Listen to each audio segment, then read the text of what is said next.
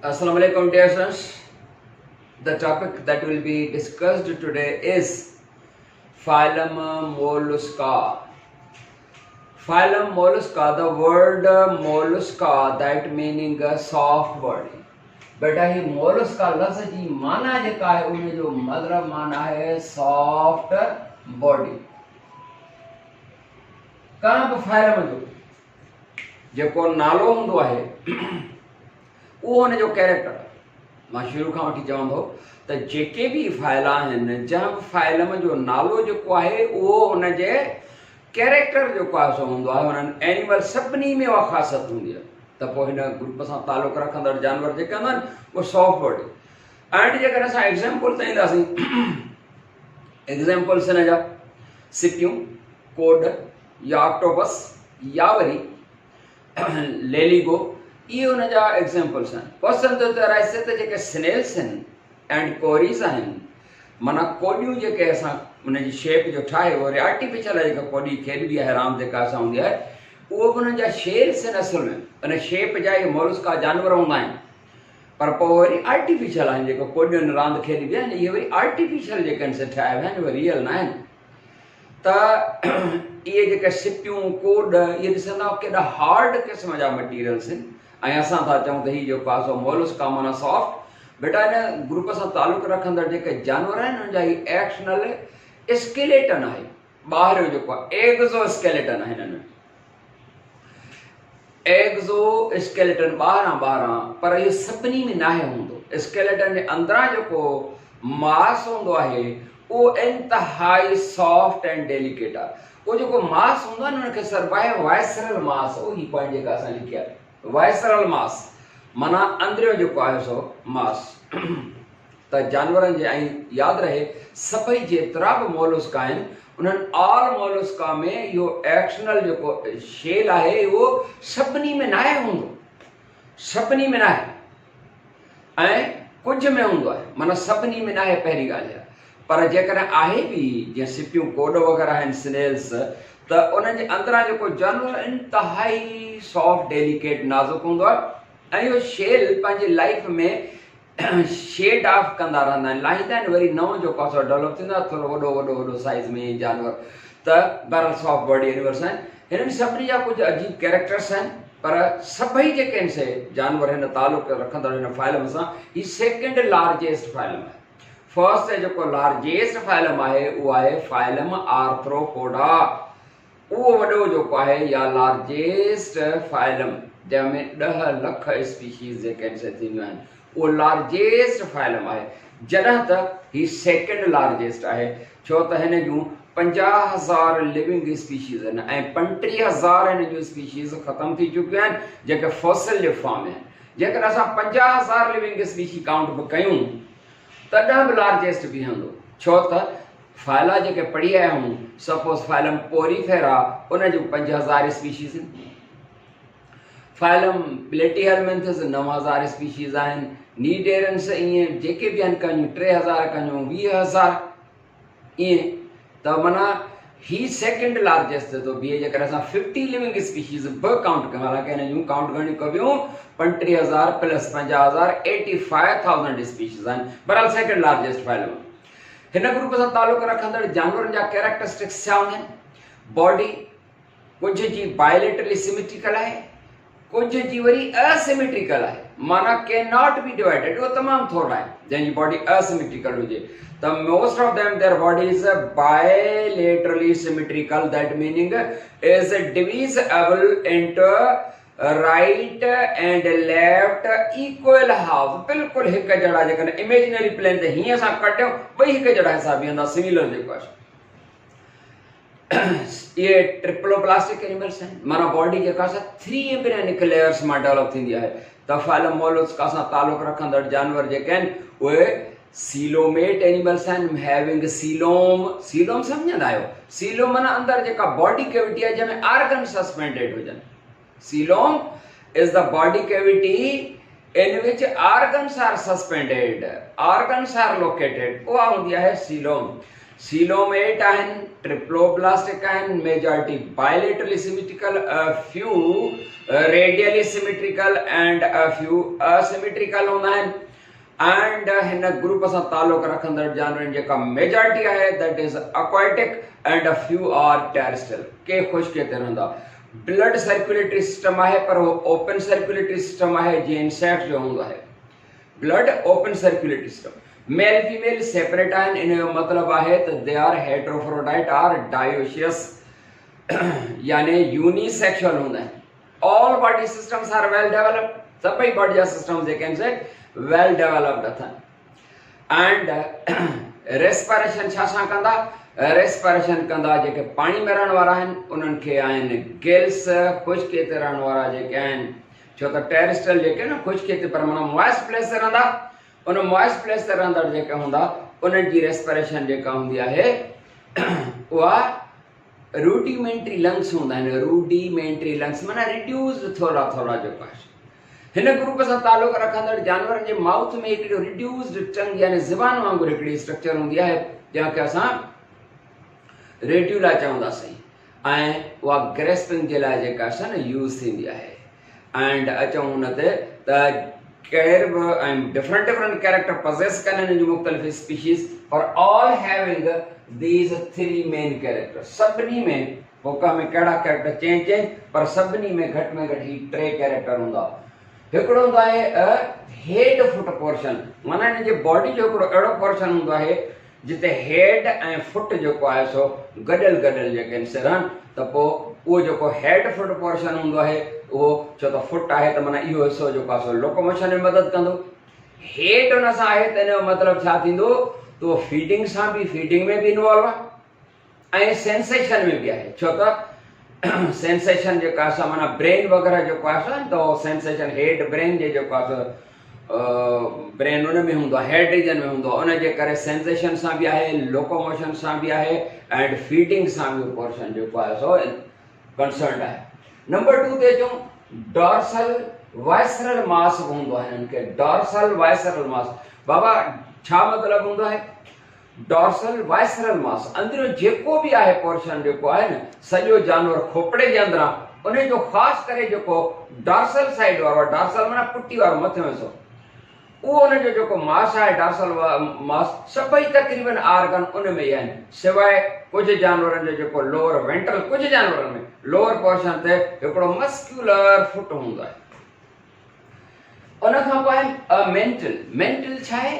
It is a thin tissue, सनड़ो जेको आहे हिकिड़ो टिश्यू आहे, कवर आहे, ऐं उहो सनड़ो टिश्यू जेको हूंदो आहे उहो सॼे मेंटल खे इनक्लोज़ थियल आहे। माना हीउ हिकिड़ो सनड़ो जेको आहे सो छिछड़ियुनि मां या चओ त सनड़ो हिकिड़ो जेको आहे सो परदो आहे, या it is a thin membranous tissue that encloses whole the body of Mollusca. इहा सम्झ में इस ताईं ॻाल्हि अची त इहे कुझु हिननि जा कैरेक्टरिस्टिक्स आहिनि। मोलस्का सां तालुक रखंदड़ जेके जानवर आहिनि उन्हनि जी मेजॉरिटी जेका असां किथे थी रहे, उन्हनि जी मेजॉरिटी aquatic। मोलस्का जेके आहिनि उन्हनि जी रिप्रोडक्शन कीअं थींदी आहे? रिप्रोडक्शन मोलस्का जी reproduction ability to produce offspring, they reproduce by sexual method, male female separated sexual reproduction जेका असां कंदा उन में छा थींदो आहे त दे produce the gametes fuse within each other to form the zygote and the zygote develops to produce a larva। वो जो पासो छा ठहंदो? लार्वा ठहंदो। वो लार्वा सर्गो ट्रोको फोर लार्वा। बाबड़ा मां समझाए चुका हूं त लार्वा छा हूंदो आहे। कुछ एनिमल्स में लार्वा स्टेज हूंदी आहे, मतलब जॾहिं हुननि जो यंग वन बच्चो फुटंदो आहे, पैदा थींदो आहे, त उन बच्चे जी शेप ऐं बॉडी पार्ट्स पंहिंजे पेरेंट्स सां न मिलंदा आहिनि। अक्सर जानवरनि जा त मिलंदा आहिनि। जेकॾहिं सपोज़ को जानवर थो पैदा थिए, कंहिं गोट जो त मस्तु थो थिए, गोट जो यंग वन आहे, न्यूनेट आहे, ताज़े ॼावल ॿार खे न्यूनेट चवंदासीं। या वरी जेकॾहिं सपोज़ माण्हू जो बच्चो आहे त ख़बर पवंदी थिए माण्हू जो ॿार बचिड़ो आहे। त अहिड़े तरीक़े सां कुझु जानवरनि में वरी छा थींदो आहे, अंडे में जा सपोज़ जेकॾहिं बटरफ्लाई जो बच्चो फुटंदो न, तव्हांखे ख़बर न पवंदी थिए बटरफ्लाई जूं त जिन्सूं आहिनि, उनजा मुख़्तलिफ़ कलर्स वग़ैरह सॼो कुझु, माना मुख़्तलिफ़ स्पीशीज़ आहिनि बटरफ्लाई जा बि। तव्हांखे ख़बर न पवंदी, हे सिंधु हिकिड़ो कीड़ो महसूसु थींदो, ख़बर न पवंदी त बटरफ्लाई आहे या का जेका लोकस जा तिॾ आहे या छा, सभु जेके आहिनि कीड़े वांगुरु हूंदा आहिनि।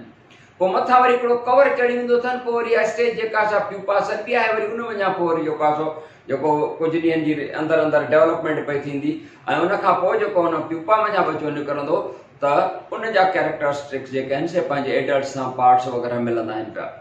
त ईअं जीअं फुटंदा आहिनि त एडल्ट सां का रिसेम्बलेंस न आहे, ख़बर न पवंदी आहे। त उहो जेको very immature young one, having no any resemblance, having no external organs of their parents and their adults, such immature stage is called larva. Larva माना सफ़ा नंढड़ो ऐं immature young one जो वो larva है। ऐं मुख़्तलिफ़ जेका ग्रुप आहिनि जो लार्वा जा अलॻि अलॻि नाला आहिनि, जीअं पाण पोरीफेरा जो जेको पढ़ियोसीं एम्फीब्लास्टुला लार्वा आहे, कंहिंजो प्लेन्युला लार्वा आहे नीडेरन्स जो, या ईअं मुख़्तलिफ़ जेको आहे सो त हिन जो लार्वा जेको मोलस्का जो हूंदो आहे उनखे चइबो आहे ट्रोकोफोर लार्वा। ट्रोकोफोर लार्वा इन मोलस्का जो जेको आहे सो आहे। एंड उनखां पोइ मोलस्का सां तालुक़ रखंदड़ जानवरनि खे क्लासिफिकेशन इन जेका आहे classification of the Mollusca. Animals of this group they are actually classified into 6 classes, 6 class है, पर मेन जेको आहे सो 3 क्लास सम्झा विया आहिनि। तव्हांजे करे हिकिड़ा हुन जा नंढड़ा माइनर जेके आहिनि ही मेजर क्लासेस में जेको आहे सो क्लासिफाई कयो। These classes are class Gastropoda number 1 ते। बेटा गैस्ट्रोपोडा जेको ग्रुप आहे उनजो मतिलबु आहे जेको फुट हिन जो हूंदो आहे वाइसरल मास ते आहे, माना जेका डॉर्सल साइड आहे वाइसरल मास जी, उनजे मथां हिन जो फुट पेर जेको आहे सो हूंदो आहे। एंड हिन ग्रुप सां तालुक़ रखंदड़ जेके आहिनि स्नेल्स वग़ैरह माना कोड, उहे स्नेल्स उनजे मथां शेल हूंदो आहे, कैलकेरस जो मेट। ये जेका सिप ऐं कोड जे मथां जेको हार्ड शेल आहे न, उहो मटीरियल छा जो आहे, उहो कैलकेरस मटीरियल आहे। त कैलकेरस जो शेल हूंदो आहे। इन शेल जी जेका क्वाइलिंग हूंदी आहे उहा 180 डिग्री ते हूंदी आहे। 180 स्ट्रेट लाइन जेका हूंदी आहे न, उनजी 180 डिग्री हूंदी आहे न, जेका स्ट्रेट लाइन हूंदी आहे, ख़बर अथव? स्ट्रेट लाइन जेका हूंदी आहे, ही जेका आहे असां 90 जी एंगल चवंदा आहियूं, ख़बर अथव न? इहा तव्हांखे ख़बर आहे, तव्हां 4-12। ऐं ही जेका स्ट्रेट लाइन आहे असल में छा हूंदो आहे त 90 जी कुंड हिन पासे 90 जी हेॾां, त 90 + 90 ॿई जेको आहे सो त स्ट्रेट लाइन जी। बहरहाल त 180 ते माना जिथां खां शुरू थींदो ईअं सिधो 180 ते, वरी ॿीहर वरी टीहर, ऐं ईअं जेको आहे सो मोलस्का। हीअ हिन जी डॉर्सल साइड सम्झी आहे, हीअ हिन जी वेंट्रल साइड सम्झी आहे। हिन ग्रुप सां तालुक़ रखंदड़ जेके जानवर आहिनि न, हूअं तव्हांखे ख़बर आहे मोलस्का केतिरा थींदा आहिनि साइज़ में? मोलस्का ॾाढा वॾड़ा बि थींदा आहिनि, ॾाढा नंढड़ा बि थींदा आहिनि। एॾा नंढड़ा मोलस्का हूंदा आहिनि, सेंट पार्टिकल जेतिरा हूंदा आहिनि मोलस्का। जॾहिं त वॾा जेके आहिनि सभु थींदा आहिनि जेके गेंट स्क्वाइड आहे न, माना वॾे में वॾो गेंट स्क्वाइड। उन गेंट स्क्वाइड जी बॉडी वेट वज़न उहो 1800 किलो जो आहे, माना 1800 केजी जो आहे। ऐं 1800 केजी जेको आहे तमामु वॾो वेट वज़न हूंदो आहे। ऐं ज़रे घटि हाथी जेॾो, पर हाथीअ खां मथां थोरो नंढो थिए। ही इनवर्टिब्रेट एनिमल्स में बिना छो त हाथी जेको एलिफेंट हो त वरी वर्टिब्रेट एनिमल आहे न, इनवर्टिब्रेट्स में हिनखे वॾे मां वॾो जानवर चयो वियो आहे कंहिंखे गेंट स्क्वाइड खे। हिकिड़ा नंढड़ा ॿिया वॾड़ा, हिकिड़ा सेंट पार्टिकल जेतिरा त हिकिड़ा वरी जेको आहे न गेंट स्क्वाइड जेतिरा। तव्हांखे इहा ख़बर हूंदी त गेंट स्क्वाइड जेका पहिरियों RMP मयर कयो हुई, रेस्टिंग मेम्ब्रेन पोटेंशियल हुनजे नर्व सेल जी न्यूरॉन जी, उहो बि स्क्वाइड हुयो। स्क्वाइड जे न्यूरॉन जी RMP मयर कई हुई हुई। उहो वरी पोइ ईंदासीं हुन पॉइंट ते त ॿुधाईंदासीं। एंड हिन जी हीअ डॉर्सल साइड हूंदी आहे न, ग्रुप सां तालुक़ रखंदड़ गैस्ट्रोपोडा, इन सां तालुक़ रखंदड़ जानवर जेके आहिनि उहे अक्सरत हिननि जी छा हूंदी आहे, अक्सरत एक्वेटिक आहे। कुझु जेके आहिनि से टेरेस्ट्रियल हूंदा आहिनि। हीअ डॉर्सल साइड आहे, हीअ वेंट्रल साइड ते। वरी हिकिड़ो हिननि खे मस्कुलर फुट हूंदो आहे जंहिंजे मदद सां लोकोमोशन को कंदा आहिनि। उनखां पोइ जो नंबर 2 क्लास बायोवाल्व। हिन ग्रुप जो नालो इहो बायोवाल्व छो आहे? बायो माना 2। हिन में जेको आहे सो यूनियूं सिपियूं वग़ैरह थियूं अचनि, ठीकु आहे? सिपियूं तव्हां ॾिठियूं हूंदियूं या हीअं उन बिल्कुलु टू राइट एंड लेफ्ट हाउस माना बायलेटरली सिमेट्रिकल बॉडी आहे, माना बिल्कुलु ॿिनि बराबरि हिसनि में ईअं जेको आहे सो हिनजी हूंदी आहे।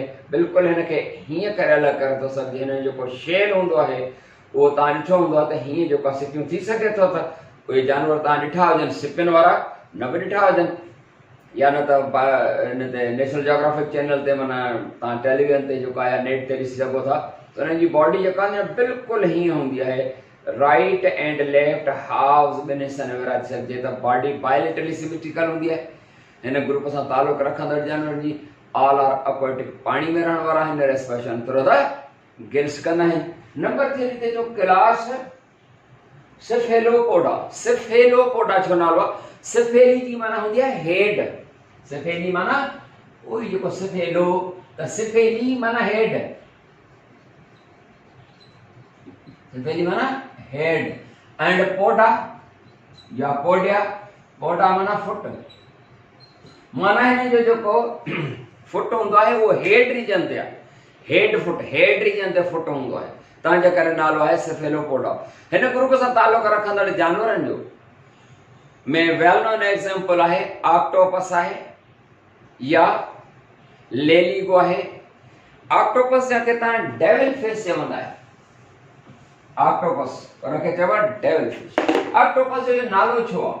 ऐं हिन ते शेल न हूंदो, हिन ते शेल हूंदो आहे न हूंदो आहे। हिन ग्रुप सां तालुक रखंदड़ जानवरनि में इहो जेको ऑक्टोपस आहे उनखे आइज़ आहिनि ऐं हिन जो नालो ऑक्टोपस जो आहे, ख़बर अथव या? ऑक्टो माना 8 8 आर्म्स जे करे नालो आहे ऑक्टोपस। इन ऑक्टोपस जूं 8 आर्म्स हूंदियूं आहिनि ऐं इहा बि तव्हांखे ख़बर हूंदी त हिनखे डेविल फिश चइबो आहे। जी हा, इहा आहे वॾो जेको आहे सो शैतान। ऐं हिन जो लोकोमोशन जो मेथड छा सरबो आहे? जेट प्रोपलियन। हा, छा लोकोमोशन जो मेथड छा सरबो आहे? जेट प्रोपलियन हिन जो जेको मेथड ऑफ लोकोमोशन आहे। एंड हिन ग्रुप सां तालुक रखंदड़ जानवरनि में जेको ऑक्टोपस, इन जे ब्लड जो कलर तव्हां ॿुधो हूंदो त why the colour of blood colour of the octopus is blue. इहो छा जे करे? हिन जो ब्लड आहे, ब्लड जो कलर जेको आहे न ब्लू हूंदो। असांजे ब्लड जो कलर रेड छो आहे? It is because of the presence of a protein called haemoglobin. ईअं न, असांजे ब्लड जो कलर हेमोग्लोबिन जे करे आहे, हेमोग्लोबिन, ठीकु आहे। पर हिन जो कलर जेको आहे सो ब्लू हूंदो। छा हिन जे ब्लू कलर जो सबब छा आहे? हेमोग्लोबिन? नो, हिन जे ब्लड जो कलर ब्लू आहे because of the presence of a protein called haemocyanin. Haemocyanin is a protein. Because of the presence of this protein, the color of blood of octopus is blue. Clear? Clear. जब तव्हां खां सवाल पुछां, why the color of milk is white? Milk जो colour white छो आहे? हाँ, इहो इन जे करे आहे मिल्क जो कलर वाइट। हिकिड़ो त जेको असां फैट मॉलिक्यूल्स जे करे बि आहे, पर जॾहिं असां फैट जेका असां कढी छॾींदा आहियूं, मक्खण अलॻि करे छॾियोसीं, पोइ बि लस्सी जेका असां वाइट हूंदी आहे। त colour of the milk is white. It is because of the presence of a protein. उहा प्रोटीन जेका असां कहिड़ी हूंदी आहे? कैसिनोजन। ख़बर अथव न? कैसीन में लफ़्ज़ हली वेंदो आहे, कैसिनोजन, कैसिनोजन। तव्हां कैसीन बि चई था सघो, पर सॼो नालो फुल नालो इहो आहे। Caseinogen is the protein that gives colour white to the milk and to the lassi. आई सम्झ में ॻाल्हि? ओके। हाणे ते जेके मोलस्का आहिनि हिन जी इकोनॉमिक इंपॉर्टेंस आहे। इंपॉर्टेंस ऑफ द मोलस्का ते ॻाल्हायूं। हा, तव्हांखे ख़बर आहे हिन जी वॾी इकोनॉमिक इंपॉर्टेंस आहे। जेकॾहिं असां ईंदासीं सभ खां पहिरियों त these Mollusca they are the source of the food for other animals। पानी में रहंदड़ ॿिया जेके जानवर आहिनि उन्हनि जे लाइ ग़िज़ा जो ज़रियो आहे। कुदरत हिकिड़ी फूड चेन ठाही आहे, हिकिड़ा जानवर हिकिड़नि खे खाईंदा आहिनि, ईअं जेको आहे।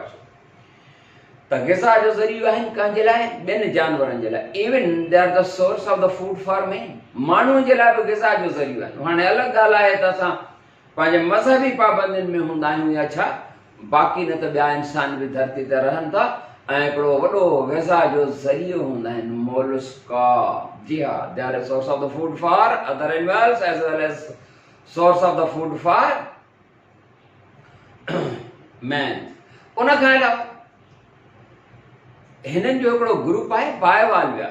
हा, इन में कुझु अहिड़ियूं जेके शयूं हूंदियूं आहिनि सिपियूं, उन्हनि जे अंदरि हिकिड़ो कैलकेरस मटीरियल ऐं अंदरि जमो थियणु शुरू थींदो आहे। अंदरि उन में ठहंदो आहे पर्ल, माना मोती।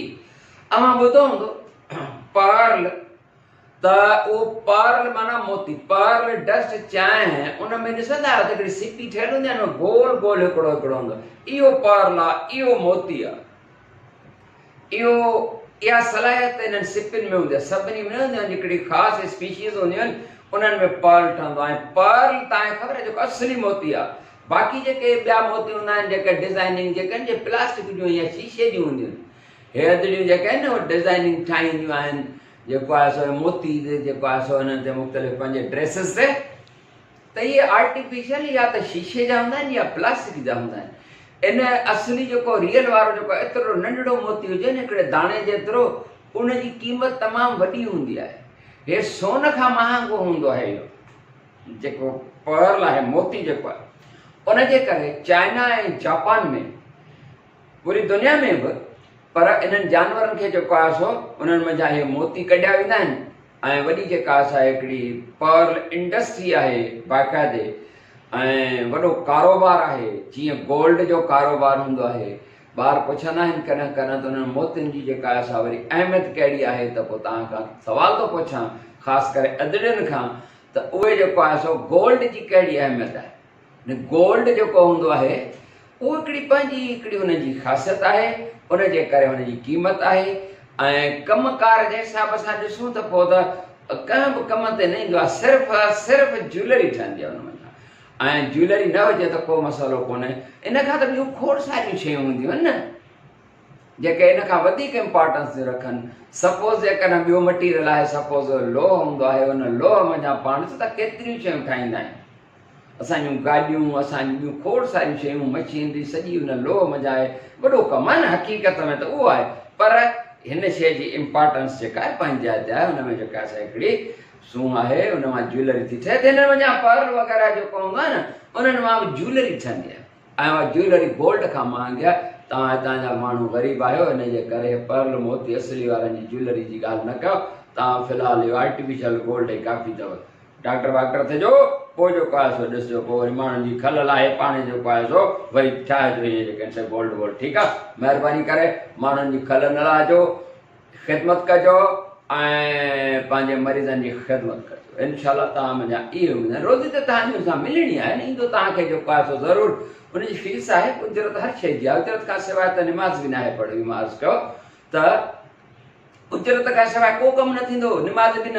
उजरत न हुजे न त निमाज़ बि कोन पढ़ंदो। ख़ैर, हर कम जी उजरत हूंदी आहे, तंहिंजे करे तव्हांजे इन कम जी उजरत त तव्हांखे मिलणी आहे। पर तव्हां न तव्हांजे सर्विसनि जो प्रॉब्लम हल अवल कयो, बाक़ी पोइ फीस पाण ॾेई वेंदो ग़रीब वीचारो जेको आहे। त ख़ैर, चवण जो मक़सदु त डॉक्टर थी करे ख़िदमत कंदो इंशाअल्लाह। हाणे हिकिड़ो ॿियो फाइलम जेको आहे सो ॾिसूं। उहो फाइलम जेको आहे, उनजो फाइलम जेको हिन खां बाद ईंदो, उहो फाइलम आहे लार्जेस्ट आर्थ्रोपोडा। पर उहो इंशाअल्लाह जेको आहे सो पाण नेक्स्ट लेक्चर में पढ़ंदासीं, फाइलम आर्थ्रोपोडा। तेसीं ताईं इजाज़त। अस्सलामु अलैकुम वरहमतुल्लाह।